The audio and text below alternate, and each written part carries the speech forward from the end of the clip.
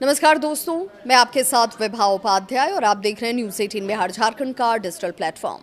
नेपाल इस समय गंभीर सांप्रदायिक तनाव का सामना कर रहा है। सुनसुरी जो जिला है उसके एक छोटे से विवाद ने अब बड़े हिंसक रूप को धारण कर लिया है। कई जिलों में कर्फ्यू लगा दिए गए हैं। नेपाल पुलिस, एपीएफ और नेपाली सेना को हाई अलर्ट पर रखा गया है, जबकि सड़क और रेल यातायात इस वक्त प्रभावित नजर आते हैं। आखिर ये हिंसा कैसे शुरू हुई, किन किन इलाकों तक ये फैल चुकी है और नेपाल सरकार पर सवाल क्यों उठ रहे हैं, पूरी रिपोर्ट के जरिए जानकारी हम आपको दें।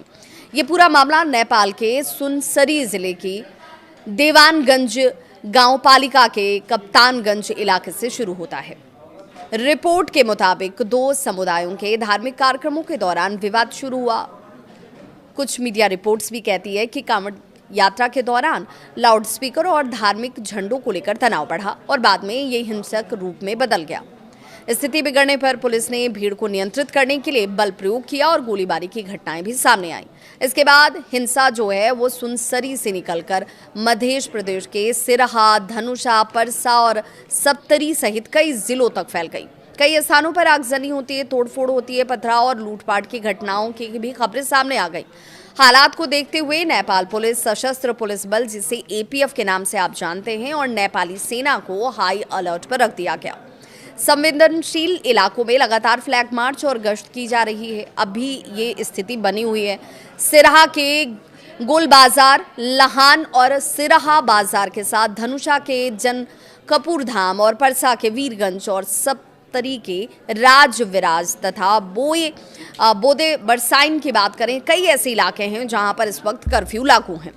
लोगों की आवाजाही पर इस वक्त पाबंदी लगी हुई है और प्रशासन ने नागरिकों से घरों में रहने की अपील की है। इस हिंसा में कई लोगों के घायल होने की भी खबर है। विभिन्न रिपोर्ट्स में ये कहा गया कि मृतकों की संख्या अलग अलग हो सकती है। कुछ रिपोर्ट जो कहती हैं वो कहती हैं कि कम से कम जो जानकारी इस वक्त सामने आ रही है उस अनुरूप में एक शख्स की मौत हुई है, जबकि अन्य कई रिपोर्ट्स ऐसे कहते हैं कि कई लोग इसके दौरान उनको लेकर जान माल का नुकसान उठाना पड़ा है। हालांकि आधिकारिक आंकड़ों की पुष्टि होने तक अंतिम संख्या स्पष्ट नहीं होगी। घायलों में नेपाल पुलिस के वरिष्ठ अधिकारी भी शामिल हैं और कई पुलिस कर्मियों के भी शामिल होने की जानकारी सामने आई। हिंसा का असर आम जनजीवन पर पड़ा। कई स्थानों पर सार्वजनिक परिवहन प्रभावित हो गए। भारत नेपाल सीमा से जुड़े मार्गों पर सुरक्षा बढ़ा दी गई, जबकि कुछ रेल और बस सेवाएं भी प्रभावित नजर आईं। नेपाल सरकार ने लोगों से सोशल मीडिया पर अफवाह या फिर भड़काऊ सामग्री साझा न करने की अपील की। प्रशासन ने कहा कि किसी भी संदिग्ध गतिविधि की तुरंत सूचना सुरक्षा एजेंसियों को दी जाए।